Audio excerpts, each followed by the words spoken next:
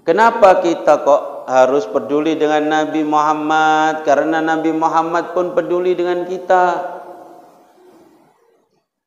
Nabi Muhammad itu sangat-sangat mencintai umatnya, peduli.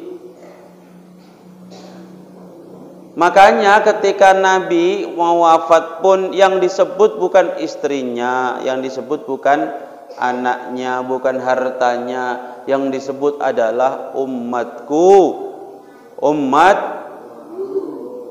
Tapi kadang umatnya yang enggak mau tahu kepada Nabi Muhammad sallallahu alaihi. Begitu cintanya Nabi kepada umatnya, tapi umatnya enggak peduli. Ini Maulid, masih bulan Maulid, di penghujung bulan Maulid. Masih harus banyak untuk kita memperbanyak pelajaran tentang sejarah Nabi, supaya kita lebih mengenal Nabi Muhammad sallallahu alaihi wasallam. Bismillahirrahmanirrahim. Assalamualaikum warahmatullahi wabarakatuh.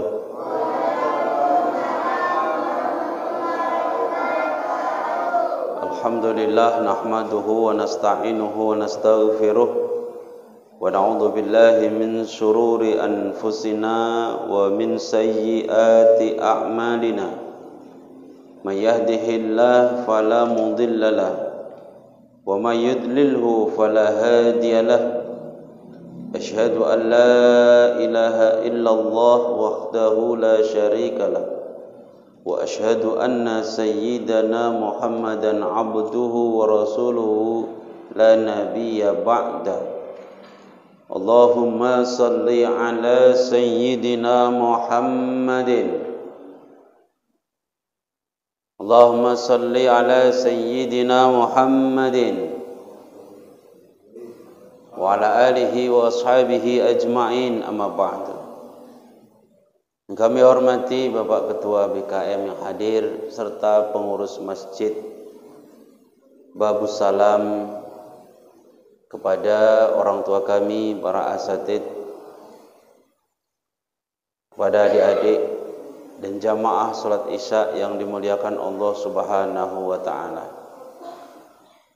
Pertama, marilah kita bersyukur kepada Allah Subhanahu wa taala atas limpahan nikmat dan karunia-Nya lah pada malam hari ini kita bisa berkumpul di masjid yang berkah ini dalam keadaan sehat wal afiat.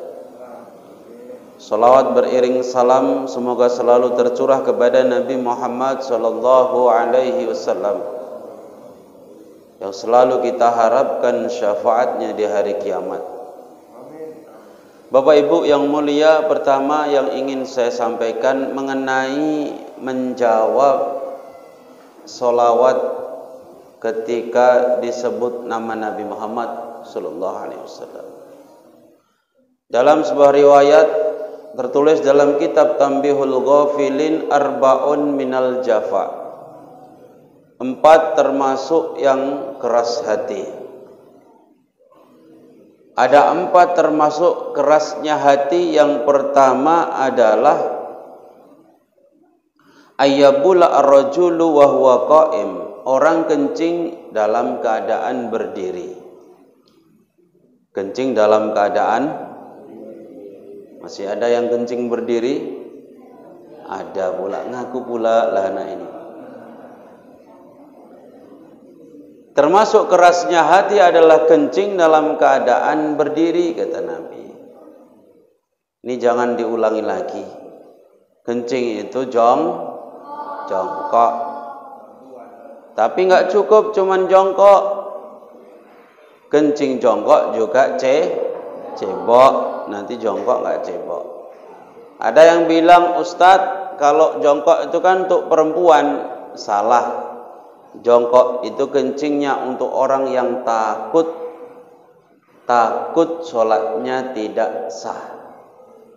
Bagi laki-laki yang pengen sholatnya sah, sholatnya aman tanpa najis, maka kalau kencing usahakan jongkok dan cebok. Karena kalau kencing berdiri terkena celana kita, terciprat meskipun sedikit, nanti dipakai solatnya tidak sah. Wudu sah, tapi solatnya tidak sah. Karena solat harus pakaiannya suci dari najis, sementara kencing itu najis. Yang pertama, termasuk kerasnya hati adalah kencing berdiri. Yang kedua, wa ayyam sahajabhatu qabla yafragha minas salat. Kalau salat belum siap, kening udah dihapus, usah diusap. Kayak ada pasir-pasir nih, diusap. Kalau belum siap salatnya jangan diusap dulu, biarkan sampai siap. Assalamualaikum assalam. Baru diusap keningnya. Tanda kerasnya hati. Sikit kotor langsung diusap di waktu sholat. Yang ketiga, wa ayasma'an nida' fala yashhadu misla ma yashhadu al-mu'adzin. Orang dengar adzannya pas kalimat asyhadu alla ilaha illallah, diam saja dia, enggak jawab. Seharusnya kalau ada panggilan adzan itu kita jawabi. Ayo jawabi sama-sama. Allahu akbar, Allahu akbar. Nah, gitu. Asyhadu an la ilaha illallah. Jawabannya asyhadu anna Muhammadar Rasulullah. Jawabannya as-salatu khairum minan naum. Jawabannya sadaqta wa barirta wa ana ala dzalika minasyahidin. Dijawab. Orang dengar azan kok enggak jawab, tanda keras hatinya. Apalagi pas kalimat asyhadu an la ilaha illallah, asyhadu anna Muhammad Rasulullah, kok dia diam? Ini tanda orang keras hatinya. Orang yang hatinya lembut dengar adzan, ngapain pun dia diberhentikan, baru dia duduk dengari adzan, kemudian dijawabi. Kalau masih di rumah, dia cepat-cepat datang ke masjid bagi laki-laki. Jangan diam tapi enggak datang ke masjid, didatangi ke masjid. Yang terakhir adalah wa an uzkara indah. Aku disebut di hadapannya, namaku Muhammad disebut di hadapannya. Tapi dia tidak mengucapkan sholawat atasku. Kalau disebutkan nama Nabi, kita baca sholawat, ya dek ya. Kalau nama Nabi Muhammad disebut, baca sholat. Sallu ala Nabi Muhammad. Jawab, Allahumma salli alaihi, Allahumma salli wa sallim wa barik alaihi, sallallahu ala Muhammad. Apapun yang penting baca sholawat. Jangan diam kalau mendengar nama Nabi Muhammad disebut. Itu tanda kerasnya hati kita. Paham? Paham enggak? Apa yang paham? Paham apa? Kalau disebutkan nama Nabi Muhammad, baca sholawat. Mulai besok ya, ingat, kalau ada nama Nabi Muhammad disebut, baca Allahumma sholli alaihi, Allahumma sholli wa sallim wa barik alaihi, sallallahu ala Muhammad, Allahumma sholli ala Sayyidina Muhammad. Dijawab ya. Karena orang tanda cinta itu biasanya kalau disebutkan yang dicintai itu peduli.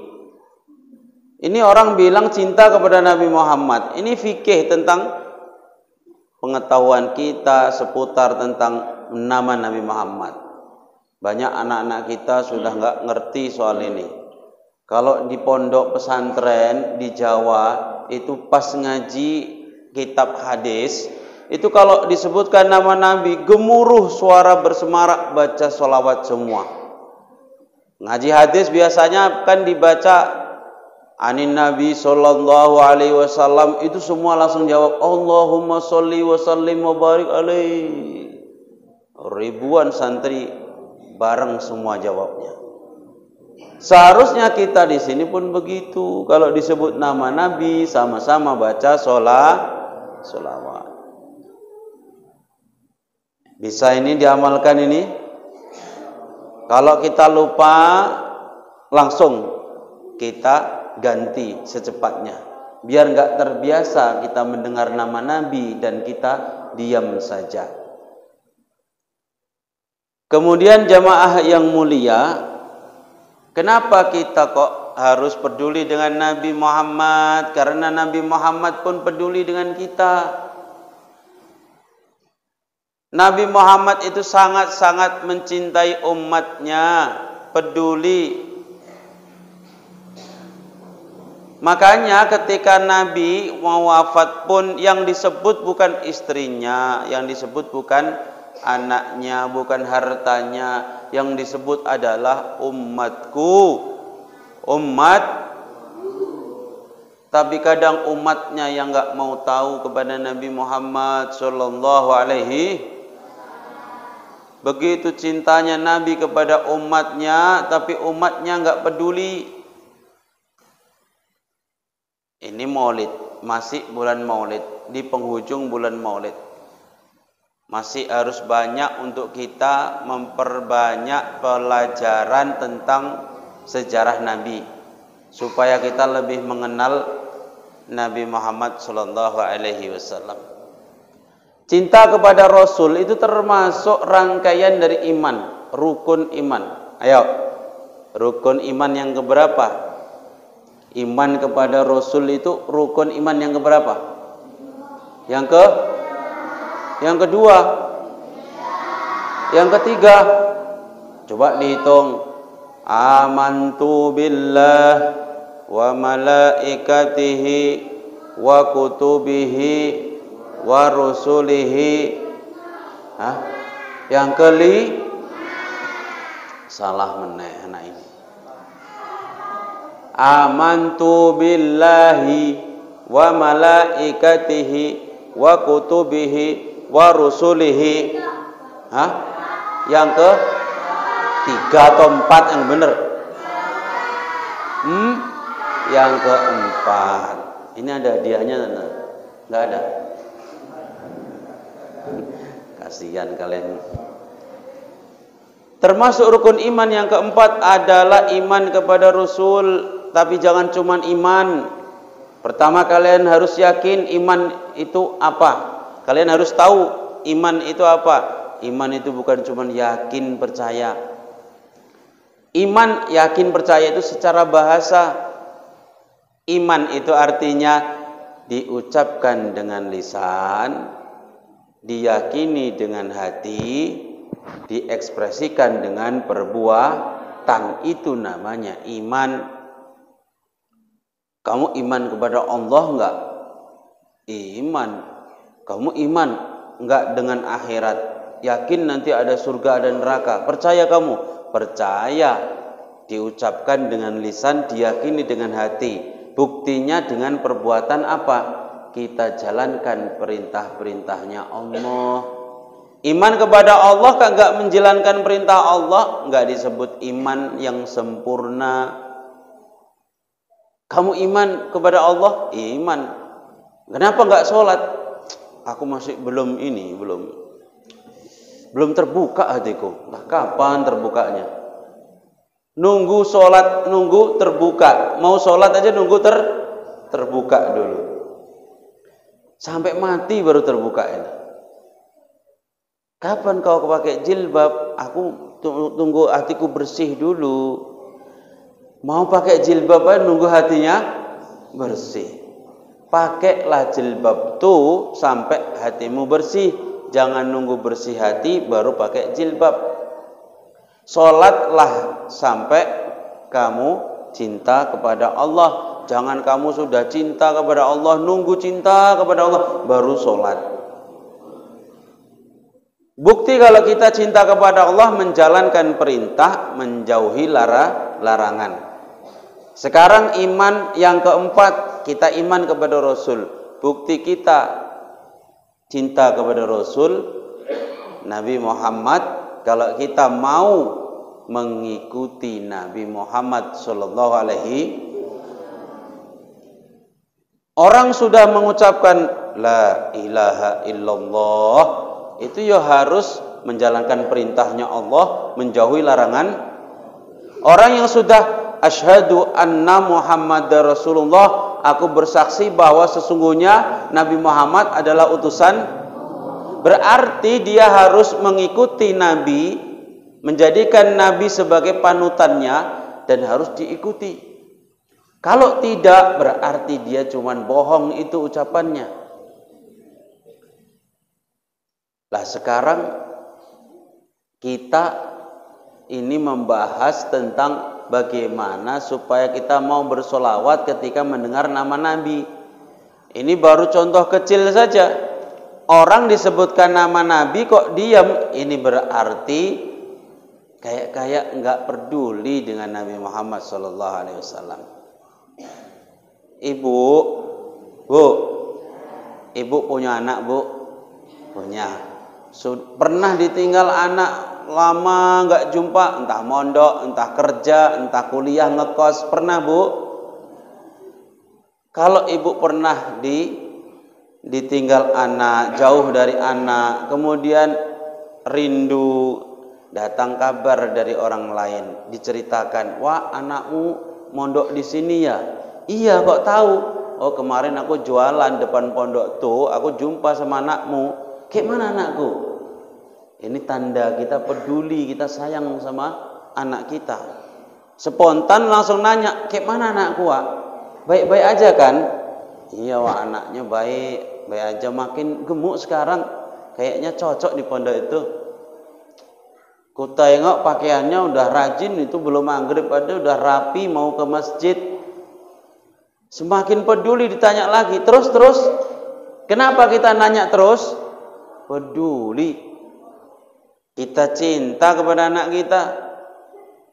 Ini kita ngaku cinta kepada Nabi Muhammad sallallahu alaihi wasallam. Disebut nama Nabi, kita nggak mau baca sholawat.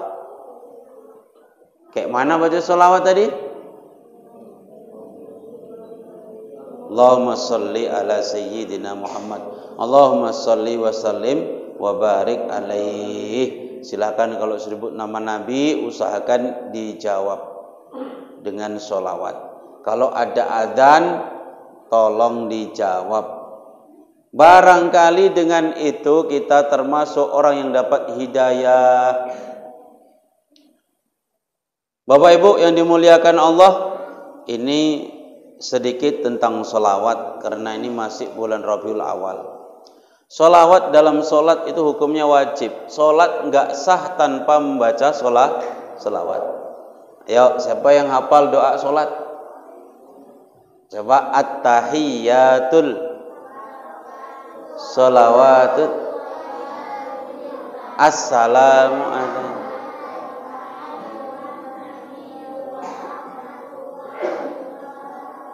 Assalamu alayna. Asyhadu an la ilaha illallah.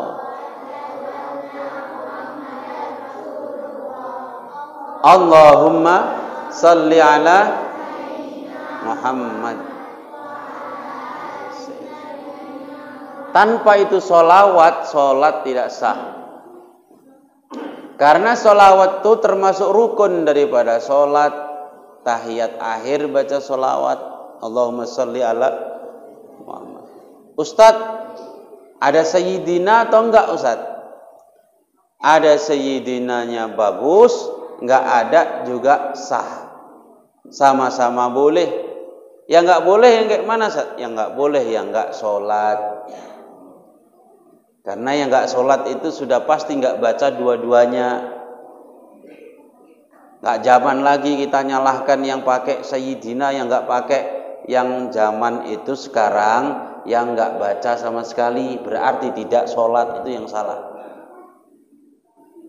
Nah sekarang ini orang ini bedanya ketika memperingati Maulid Nabi Muhammad SAW. Perbedaannya di mana? Ada yang sekedar nanti berpuasa, itu juga memperingati juga. Karena Nabi ketika lahir, hari lahirnya Nabi berpuasa. Ada yang nanti sedekah. Sedekah itu ngikuti Abu Lahab. Orang ya pertama kali merayakan kelahirannya Nabi itu adalah Abu Lahab. Yang pertama kali Maulid Nabi, memperingati Maulid Nabi, senang dengan lahirnya Nabi itu siapa? Abu Lahab. Padahal Abu Lahab itu orang kafir. Kita belum ada apa-apanya. Paling kita patungan kalau mau merayakan Maulid Nabi, memperingati Maulid Nabi, paling kita patungan bawa kue, paling nyumbang paling 100.000. Abu Lahab itu membebaskan budaknya. Coba kalau budak dihitung 500 dinar. 1 dinar itu setara dengan 4,25 gram emas. 4/4 gram emas. 4/4 gram emas sekarang sudah hampir 1 juta. Taruhlah 4 juta kali 500 berapa? Banyak juta lah pokoknya itu. 2 M. 2 miliar. Abu Lahab itu sedekah 2 miliar ketika Nabi dilahirkan. Kalah kita sama Abu Lahab. Suwaibah al-Aslamiyah ini budaknya Abu Lahab. Ketika memberi kabar kepada Abu Lahab, Abu Lahab, wahai Tuan, keponakanmu sudah lahir. Karena Nabi Muhammad adalah keponakannya Abu Lahab. Keponakanmu sudah lahir, laki-laki. Senang sekali Abu Lahab. Saking senangnya, ya sudah kamu urusi itu keponakan saya, kamu susui, nanti kamu rawat, nanti kamu kubebaskan. Bebaskan budak itu kalau ditebus ya 500 dinar saja itu sudah 2 miliar. Berarti kita kalah dengan siapa? Yang pertama kali senang dengan lahirnya Nabi Muhammad SAW, Abu Lahab. Maka dari itu Abu Lahab setiap hari Senin dia diprekan, enggak dipukuli malaikat. Abu Lahab ini kan orang kafir. Orang kafir pun gara-gara dia senang dengan lahirnya Nabi Muhammad, setiap hari Senin di kuburnya tidak dipukuli malaikat alias dibebaskan. Karena di kubur itu ada nikmat kubur, ada siksa kubur. Abu Lahab setiap hari Senin enggak dipukuli malaikat. Tertulis dalam kitab Bukhari juga, di mana Abbas pamannya Nabi Muhammad bermimpi bertemu Abu Lahab setelah Abu Lahab mati. Kemudian ditanya, wahai saudaraku, karena Abu Lahab itu sama Abbas itu saudara kandung. Wahai saudaraku, apa yang kamu dapatkan setelah kamu meninggal? Kata Abu Lahab menjawab, sedikit pun saya tidak mendapatkan kebaikan setelah matiku. Hanya saja setiap hari Senin saya diberikan enggak dipukuli malaikat. Kenapa? Karena aku pernah senang ketika Muhammad lahir, aku bebaskan budak, yaitu Suwaibah al-Aslami. Orang kafir yang senang dengan lahirnya Nabi itu saja dibebaskan dari siksa di hari Senin. Apalagi kita orang yang beriman, orang Islam yang senang dengan lahirnya Nabi Muhammad sallallahu alaihi wasallam. Apa enggak mendapatkan yang lebih daripada Abu Lahab? Untuk itu hadirin yang dimuliakan Allah, kesempatan ini mari kita gunakan untuk kembali peduli kepada Nabi Muhammad ketika disebutkan baca sholawat. Kita ini kan semua mengharapkan syafaat, iya Pak? Bu, kita ini semua harapkan syafaat Nabi, betul? Pertanyaannya, syafaat itu apa? Syafaat itu apa? Syafaat itu pertolongan. Pertolongan yang kayak mana? Nabi itu di akhirat punya telaga. Punya apa? Telaga ini kalau sudah diminum, kita dikasih air minum dari telaga ini, tidak akan kehausan selama-lamanya di akhirat. Di akhirat nanti kita akan hidup selama-lamanya. Kalau enggak di surga ya di neraka. Setelah kita dapat minum air telaganya Nabi Muhammad, kita tidak akan kehausan selama-lamanya. Satu, kita berharap bisa minum di telaganya Nabi. Amin. Amin. Amin Allahumma. Yang kedua, kita mendapat syafaatul utmah. Setelah banyak nanti kita semua masuk neraka. Karena ada ayat mengatakan wa in minkum illa wariduha. Tidaklah seorang pun di antara kalian semua kecuali akan mendatangi neraka. Kita semua akan masuk neraka. Hanya saja ada yang sebentar, ada yang lama. Tapi saya yakin jamaah Masjid Babus Salam ini, saya yakin sebentar-sebentar. Bahkan kalau bisa gak usah ngicipin neraka. Amin.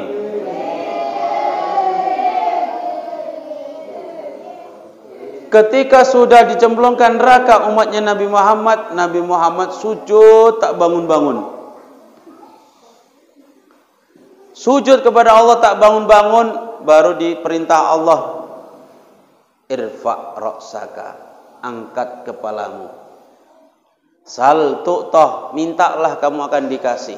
Kamu akan diberi apa yang kau minta. Nabi Muhammad tak meminta yang lain-lain. Nabi Muhammad cuma memikirkan, aku ingin menyelamatkan umatku. Umatku. Coba. Enggak dipikirkan istriku, anakku duluan. Yang dipikirkan siapa? Kemudian kata Allah, kamu cari umatmu sana di neraka.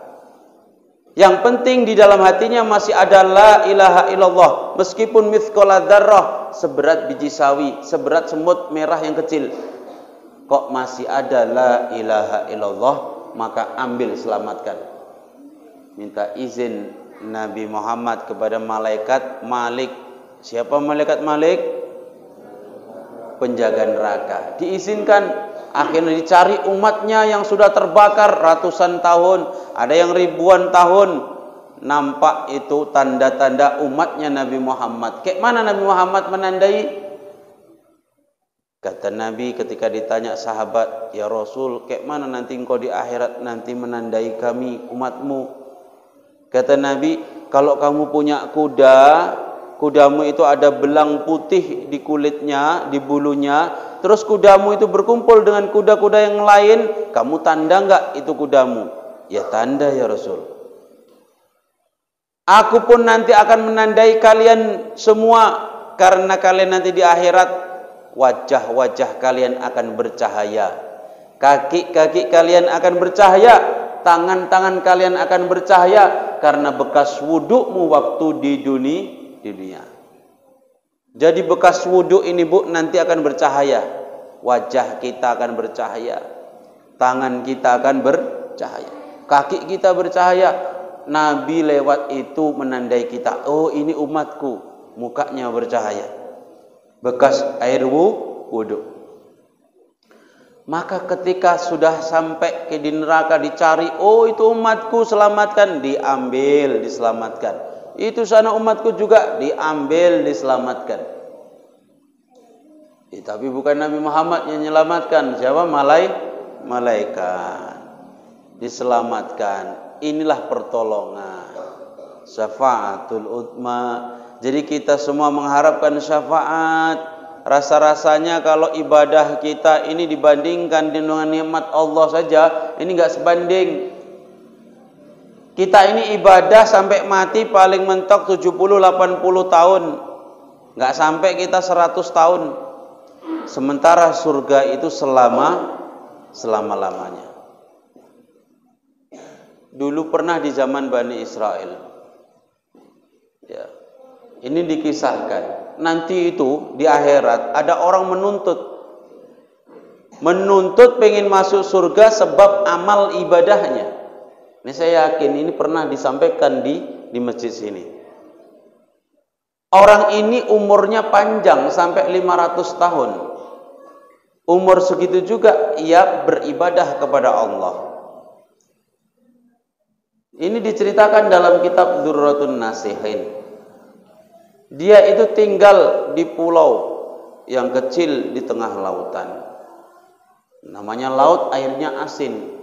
Tapi di pulau itu ada sumber air yang memancar. Yang sumber airnya ini air tawar, nggak asin. Di situ juga ada pohon kurma, ada pohon delima yang setiap hari membuahkan buah dan bisa dimakan oleh orang ini. Setelah matinya kemudian orang ini dipanggil oleh Allah, disuruh masuk surga. Masuklah kamu surga karena kamu sudah menjadi ahli ibadah. Masuklah kamu surga karena karunia dariku. Apa kata orang ini? Tidak, ya Allah. Aku mau masuk surga karena amal ibadahku. Aku mau masuk surga sebab amal ibadahku. Tidak, wahai hambaku. Kamu masuk surga karena karuniaku, bukan karena amal ibadahmu. Tidak, ya Allah. Aku hanya ingin masuk surga sebab amal ibadahku. Kemudian Allah memanggil para malaikat. Malaikat, seret orang ini ke neraka. Diseret-seret mau dimasukkan neraka. Iya, ya Allah, iya, aku mau masuk surga karena karuniamu. Baru dikasih tahu kesalahannya. Asal kamu tahu, kamu bisa ibadah sampai 500 tahun, itu yang memberi kesehatan, memberi kemampuan, memberi kekuatan kamu untuk ibadah, itu adalah aku, kata Allah. Ku beri kamu rezeki setiap hari, kamu bisa makan dari buah kurma, bisa minum dengan air yang tawar, padahal di sekelilingmu airnya asin semua. Itu adalah pemberianku. Asal kamu tahu, ibadahmu 500 tahun itu, kalau dibandingkan dengan nikmat dua matamu, hanya sebelah mata saja, itu belum sebanding. Nikmat mata ini sangat luar biasa. Kalau kita tidak dikasih mata, hidup di dunia ini kayak mana rasanya, Bapak Ibu? Kita tutup mata saja sampai seminggu. Kalau kita pengen merasakan kayak mana nikmatnya mata itu, tutup mata kita seminggu saja, biar kita tahu kayak mana besarnya nikmat mata yang Allah berikan. Ini Allah kasih kita mata sampai mati kita. Makanya orang ini kemudian minta maaf kepada Allah, minta ampun kepada Allah, dimasukkan surga karena karunia dari Allah Subhanahu wa taala, bukan karena amal ibadahnya. Maka rasa-rasanya kalau kita masuk surga karena ibadah kita tahu ibadah kita seberapa. Kita tahu dosa kita sebanyak apa. Itu masih kita anggarkan untuk masuk surga. Apalagi kalau tidak kita harapkan syafaat dari Nabi kita Muhammad sallallahu alaihi wasallam. Makanya banyak ulama-ulama bikin sholawat. Ada yang sholawat Jibril dibaca. Kayak mana sholawat Jibril itu? Sallallahu ala Muhammad, sallallahu wasallam, sallallahu ala Muhammad. sallallahu alaihi wasallam. Ya Nabi, salam alaika. Ya Rasul, salam alaika. Ya Habib, salam alaika. Salawatullah alaika. Solawat, ada yang ya Nabi, salam alaika. Ya Rasul, salam alaika. Ya Habib, salam alaika. Salawatullah alaika. Solawat banyak sekali macamnya supaya kita tak bosan. Maka jangan kita pernah lewatkan hari tanpa solawat. Orang baca solawat itu Nabi tahu. Di dalam hadis di kitab ini dikatakan, tidaklah orang membaca solawat atasku setelah sepeninggalku nanti, kecuali malaikat Jibril mendatangiku dan kasih tahu, orang ini si fulan membaca solawat atasmu wahai Muhammad. Jadi kita baca solawat sebanyak apapun dikasih tahu nanti ke Nabi, Nabi tahu. Lah orang yang banyak baca solawat nanti di sana wajib mendapat syafaat Nabi. Syafaat tadi apa? Pertolongan.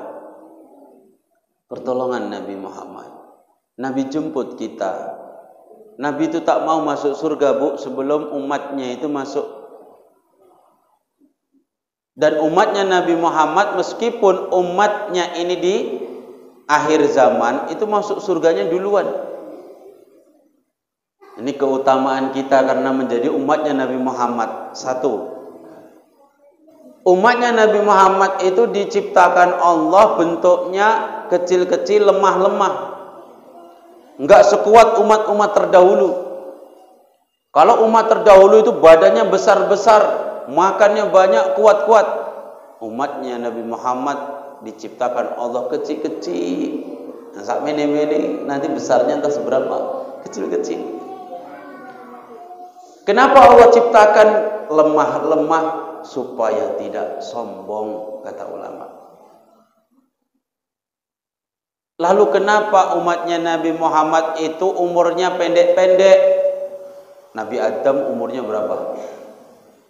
1000 tahun. Nabi Nuh 950 tahun. Nabi-nabi dahulu itu umurnya panjang-panjang. Umat-umat terdahulu ratusan tahun umurnya. Umatnya Nabi Muhammad paling banyak, kakekmu berapa meninggal? Berapa tahun? 70 tahun. Kakek saya dulu 82 tahun. Enggak sampai 100 lebih, jarang. Sekarang 100 lebih sudah jarang. Ini semakin akhir zaman, orang-orang ini semakin cepat meninggal. Ada yang 50, enggak sampai 60 sudah banyak meninggal. Banyak sekali model penyakit sekarang. Bahkan sekarang kabarnya, Bu, anak-anak bayi sudah kena gagal ginjal. Anak bayi-bayi kok kena gagal ginjal? Sudah semakin banyak penyakit sekarang ini. Umatnya Nabi Muhammad diciptakan Allah, memang ditakdirkan cepat-cepat umurnya. Supaya apa? Enggak banyak dosanya. Supaya enggak banyak dosa. Sudah gitu diciptakan makannya sikit-sikit, kecil-kecil. Supaya murah. Murah apanya? Mu'nah, bahasa kitabnya itu mu'nah, ongkos kehidupannya itu supaya murah. Coba bayangkan makanan kalau satu hari itu habis 2 kilo satu orang. Zaman dahulu orangnya itu besar-besar, makannya banyak-banyak. Sekarang makanan kita cuma 1 centong sudah kenyang. Yang kecil-kecil makan satu cendong sudah kenyang. Orang terdahulu, orang besar-besar, makannya pun banyak. Beda sini Indonesia sama orang Arab. Orang Arab itu kambing satu biji diadepi 3 orang habis. Kambing guling satu biji dihadapi 3-4 orang habis. Di sini kambing satu biji dihadapi 3-4 orang enggak akan habis. Blenger 10 orang baru habis. Baru sini sama Arab sudah beda. Makanya umatnya Nabi Muhammad ini kecil-kecil, makanannya sedikit supaya ongkos hidupnya murah. Sudah begitu umatnya Nabi Muhammad itu diciptakan di akhir zaman dekat dengan hari kiamat supaya enggak lama-lama nunggu di alam kubur. Ini kalau sudah meninggal kita enggak lama kiamat, nanti dibangkitkan lagi cepat. Coba kalau umat yang terdahulu dekat Nabi Adam, Nabi Nuh itu udah ribuan tahun nunggu di alam kubur tuh, Bu. Nunggu sampai hari kiamat lamanya, ya Allah. Iya kalau orangnya baik. Kalau orangnya jahat-jahat, tiap hari dipukuli malaikat di dalam alam kubur. Makanya umatnya Nabi Muhammad ini termasuk diutamakan. Nunggu hari kiamat gak lama-lama. Ini keutamaan umatnya Nabi Muhammad SAW. Jadi jangan kita kalau disebutkan nama Nabi kita diam, minimal ucapkan apa? Allahumma salli ala sayyidina Muhammad. Allahumma salli wa sallim wa barik alaihi sallallahu ala Muhammad. Baca sholawat, jangan diam. Nah, ini pertemuan khusus ini supaya kita peduli. Ketika disebut nama Nabi harus kita peduli, jangan diam. Lalu tadi kalau disebutkan adzan jangan diam, dijawabi. Lalu kalau kita sholat belum siap sholatnya jangan diusapkan keningnya. Yang pertama kalau kencing jangan berdiri, kalau kencing jongkok dan cebok. Itu poin pertemuan pada malam hari ini. Semoga memberi manfaat untuk saya pribadi dan jamaah sekalian. Sebelum kita akhiri pertemuan malam ini, mungkin ada pertanyaan yang mau disampaikan tentang materi ini, silakan.